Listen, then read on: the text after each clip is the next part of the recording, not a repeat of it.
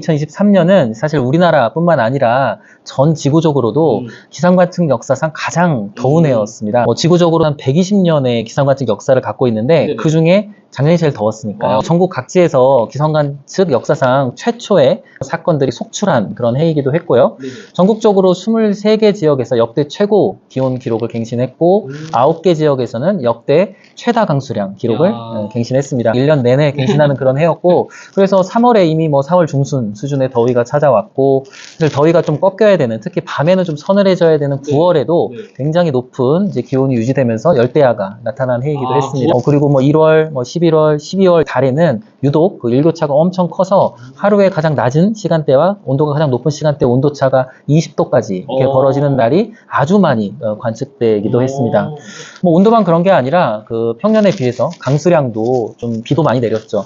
한 30% 이상 많았는데 특히 많은 분들이 비가 오는 걸 보면서 저 비가 왜 저렇게 내리지? 라는 생각을 하는 류의 비들이 국지성 집중호우입니다. 네네네. 정말 앞이 안 보일 정도로 쏟아지는 거죠. 이 동네는 온다 그러는데 옆 동네는 안 오고 있고 네네네. 그래서 서로 맞아요, 전화통화하면서 당황하는 네. 그게 국지성 집중호우인데 그 빈도가 압도적으로 늘어났고 그리고 이제 재산 인명 피해도 컸던 해이기도 합니다. 이제 시청자분들께서도 기억하실 텐데요. 청주 지역에 단 3일 안에 500mm가 넘는 비가 쏟아지면서 오송 지하차도가 네네. 이제 물에 잠겼고 시민들이 목숨도 잃고 하는 맞아요, 안타까운 맞아요. 사고가 발생하기도 했습니다. 그런 거를 보면 요즘 시대에 어떻게 저런 일이 벌어지지라는 생각을 하시면서 이렇게 보시게 돼요. 그런 사고가 발생하는 이유는 원래도 기상 현상은 변동성을 갖고 있습니다. 네네. 기후는 잘 안 변하지만 네네. 그래서 원래도 그 변동성을 갖고 있는 그 기상 현상이 변동성이 더 커지고 있기 때문에 네네. 우리가 처음 보는 혹은 이상한 그런 일들이 이제 벌어지는 거죠. 그래서 처음 보는 그런 현상이기 때문에 사실은 대응하기가 되게 어렵고 피해도 커지고 그런 것들이 계속 반복되는 거죠. 2년 전인 2022년 여름에도 불과 몇 시간 만에 서울 강남 지역에 역대 최다 강수량의 비가 쏟아지면서 그때도 많은 분들이 돌아가시고 엄청난 재산 피해가 발생했죠.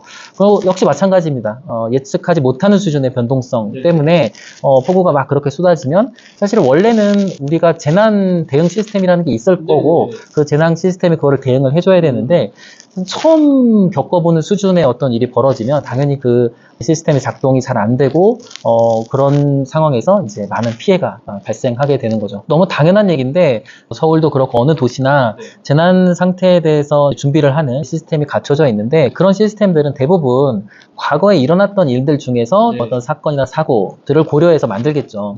한 번도 벌어지지 않은 걸 염두에 두면서 뭘 만드는 건 되게 이상한 일이긴 합니다. 그러다 보니까 시스템이 잘 작동하지 못하는 거죠.